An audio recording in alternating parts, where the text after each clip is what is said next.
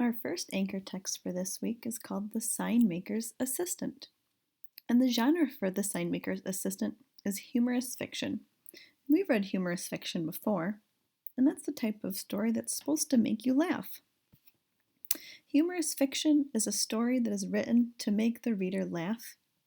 As you read, look for characters who do or say funny things and events that would not happen in real life. Because remember, fiction means made up. The story is not real. So it's a made up, funny story. Let's meet the author and illustrator, Ted Arnold. When Ted Arnold creates an illustration, he draws a scene with a pencil first. Next, using brown and blue watercolors, he paints shadows around the edges. He then paints lots of bright colors over the shadows. The next step is rather unusual.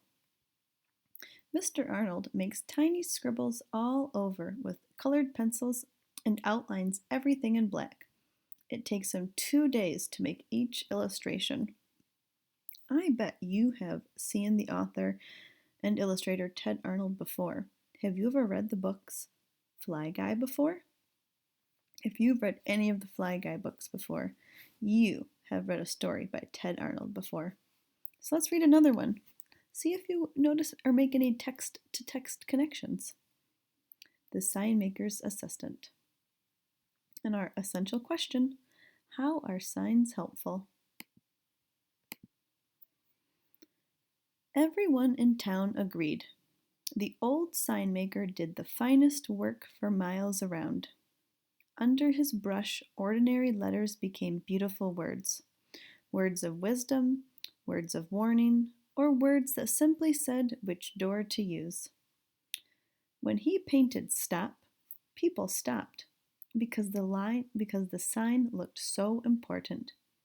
When he painted please keep off the grass, they kept off because the sign was polite and sensible.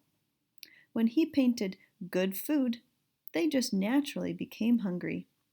People thanked the sign maker and paid him well, but the kind old man never failed to say, I couldn't have done it without Norman's help. Norman was the sign maker's assistant.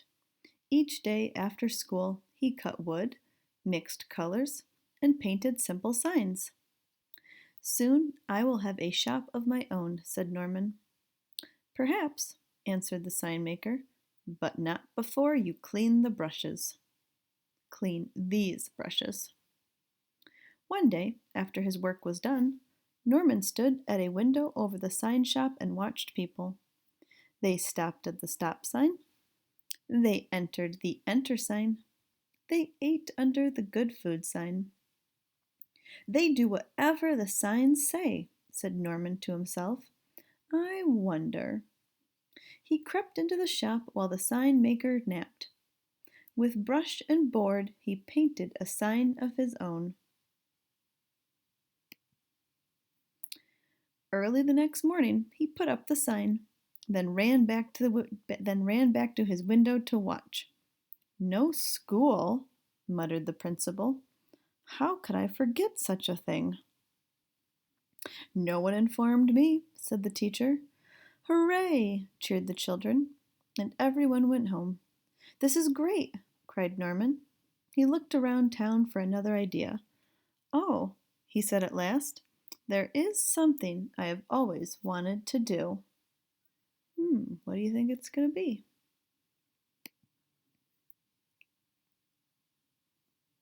Open for swimming. Have you ever swum in a fountain like that before? Usually the signs say no swimming. The following day, Norman jumped from the top of the fountain in the park. As he swam, he thought to himself, I can do lots of things with signs. Ideas filled his head. That afternoon, when Norman went to work, the sign maker said, I must drive to the next town and paint a large sign on a storefront. I'll return tomorrow evening, so please lock up the shop tonight. As soon as the sign maker was gone, Norman started making signs. He painted for hours and hours and hours.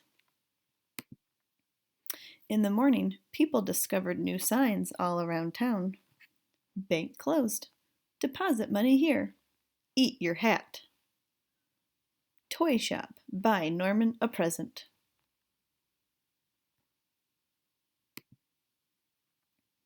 Stop. Ants crossing. Gross garbage dump. Norman watched it all and laughed until tears came to his eyes. But soon he saw people becoming angry. The sign maker is playing tricks, they shouted. He has made fools of us. The teacher tore down the no school today sign. Suddenly, people were tearing down all the signs, not just the new ones, but every sign the sign maker had ever painted. Then the real trouble started. Without store signs, shoppers became confused. Without stop signs, drivers didn't know when to stop.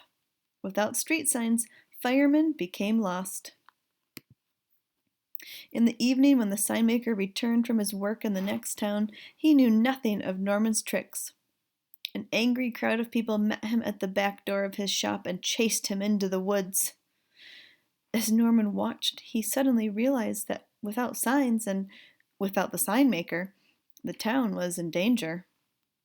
"It's all my fault," cried Norman. But no one was listening. Late that night, the sign maker returned and saw a light on in his shop. Norman was feverishly painting.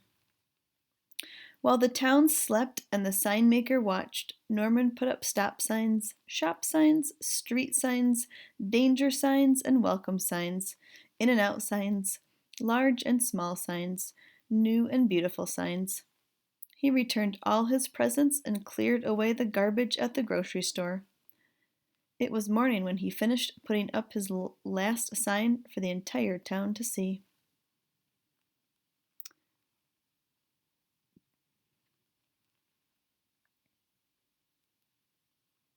Don't blame the sign maker. I tricked you, and I'm sorry. Norman. Then Norman packed his things and locked up the shop. But as he turned to go, he discovered the sign maker and all the townspeople gathered at the door. "I know you're angry with me for what I did," said Norman with downcast eyes, "so I'm leaving." "Oh, we were angry, all right," answered the school principal, "but we were also fools for obeying such signs without thinking." "You told us you are sorry," said the sign maker, "and you fixed your mistakes. So stay and work hard. One day this shop may be yours." "Perhaps," answered Norman, hugging the old man, "but not before I finish cleaning those brushes."